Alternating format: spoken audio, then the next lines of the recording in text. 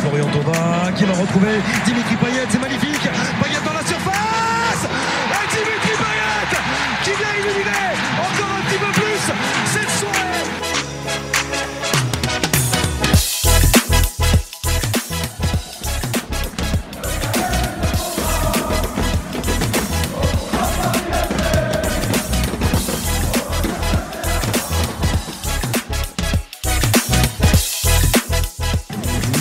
Si ça passe, Kylian Mbappé. Oui, 2-1 pour le gamin Kylian Mbappé qui trompe Willy Caballero.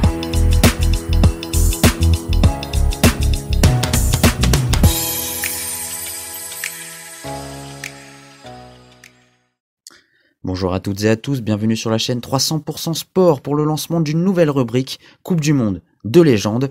À moins de 2 semaines du 22e mondial de l'histoire, nous voulions rendre hommage à l'un des 2 événements sportifs les plus mythiques, les plus légendaires, les plus historiques. Utilisez tous les superlatifs que vous voulez. On voulait quand même préciser que nous ne faisons pas la promotion de cette Coupe du Monde au Qatar parce que très clairement ce contexte est délétère, chaotique, bien évidemment que ce soit pour les droits de l'homme ou encore pour la planète.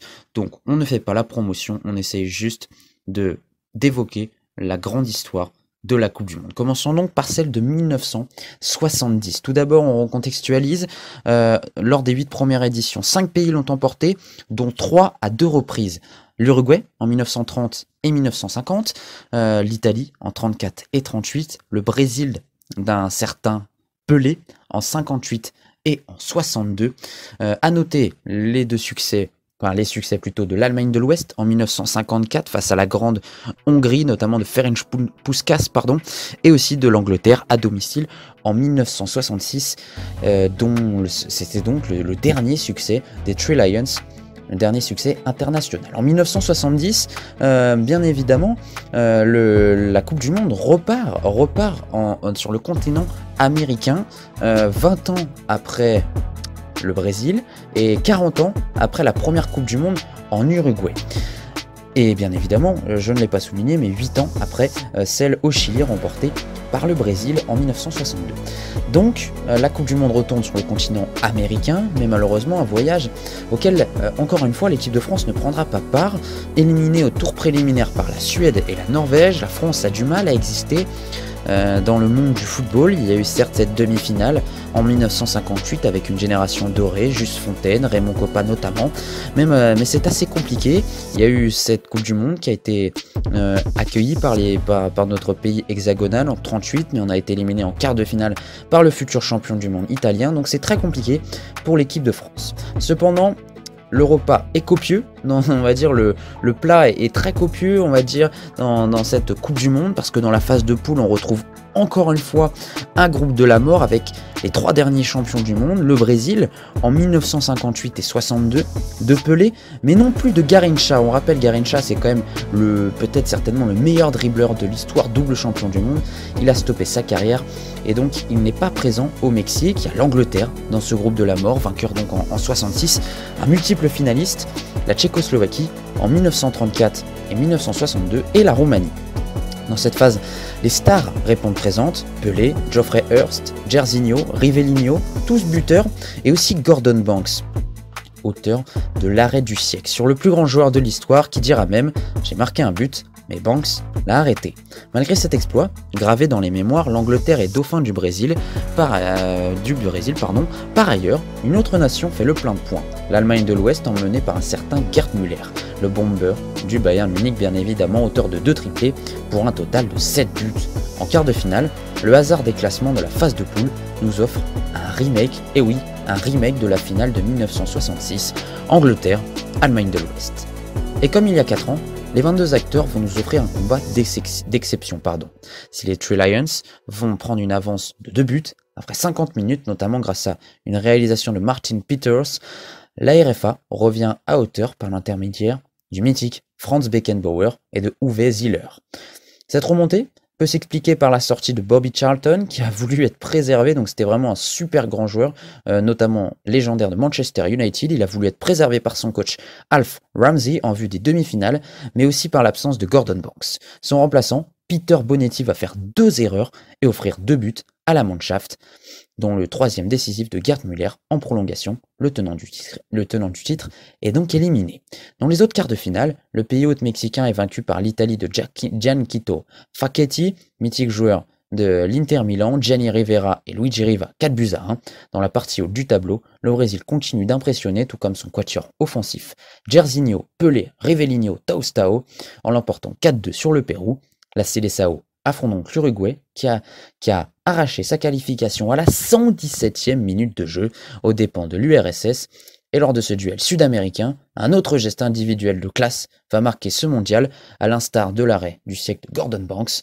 Encore une fois, c'est Pelé qui va illuminer de toute sa classe sur une passe en profondeur. Le roi exécute un grand pont sans toucher le ballon sur le portier de la Céleste, mais malheureusement il va trop croiser sa frappe. Malgré ce manque d'efficacité, ce geste est l'un des plus légendaires du Brésilien. La rencontre en elle-même est dominée de la tête et des épaules par la sélection Auriverde qui l'emporte 3-1, encore et toujours grâce à Jairzinho et Rivelino. La deuxième demi-finale a lieu dans le mythique Stadio Azteca de Mexico, et si on n'y retrouve aucune équipe sud-américaine, l'affiche attire quand même plus de 100 000 spectateurs, et ceux-ci vont assister à ce que l'on surnommait à l'époque le match du siècle. Pourtant, les 88 à 89 premières minutes sont loin d'être du grand spectacle. L'Italie a ouvert le score dans la rencontre et est en train de tenir la 3e finale de son histoire, mais peu avant le temps additionnel, Karl-Heinz Schnelliger ravive la flamme allemande. Le joueur du Milan AC ne le sait pas encore, mais sa splendide reprise de volée va être le détonateur d'une fin de match irréaliste, légendaire, au cours de certainement la plus belle séance de prolongation de l'histoire de la Coupe du Monde. Dès la 94e minute, la défense italienne tergiverse et le renard des surfaces Gerd Müller est opportuniste pour donner pour la première fois de la partie l'avantage à la Mannschaft. Un coup dur pour la Squadra Azzurra? Pas du tout, au contraire. 98e minute, erreur de l'arrière-garde allemande et but de Tarquinio Burnic. Et peu avant la fin de la première mi-temps des prolongations, l'Italie procède en contre et Luigi Riva, d'un numéro de soliste, renverse la situation 3-2. Cette réalisation scelle-t-elle le sort de ce match? Encore une fois, la réponse est négative car l'impitoyable bomber Gerd Müller est un sparadrap, un véritable poison. De la tête, le joueur du Bayern Munich égalise, mais cette réalisation n'est pas le clou du spectacle. Alors que les télévisions diffusent un ralenti du 3e but allemand, Gianni Rivera, esselé au point de pénalty, prend à contre-pied le portier de la Mannschaft. 4-3, cette fois-ci l'Italie va tenir sa finale, la 3e donc de son histoire. A noter aussi, au-delà de ce scénario rocambolesque, un autre élément qui va forger la légende du match du siècle. Le bras en écharpe de Franz Beckenbauer. La clavicule cassée, le libéro bavarois décide de tenir sa place et de serrer les dents pour ne pas laisser ses coéquipiers en infériorité numérique durant la séance de prolongation, puisque son sélectionneur avait déjà procédé aux 2 changements autorisés. Des images mémorables. 3 jours plus tard, malgré ce cruel scénario, la RFA s'impose contre l'Uruguay et termine 3e de ce mondial légendaire. Le lendemain a donc lieu la finale tant attendue. Et on ne le sait pas encore, mais ce match sera le dernier en Coupe du Monde du Roi. En 1971, Pelé décidera d'arrêter sa carrière internationale. Mais le plus grand joueur de l'histoire a quand même l'occasion de réaliser un exploit démentiel, remporter sa 3e Coupe du Monde. Il est le seul joueur brésilien titularisé en 1970, rescapé de la Coupe du Monde de 1958. Cependant, élément intéressant, le sélectionneur Mario Zagallo était titulaire en Suède et au Chili.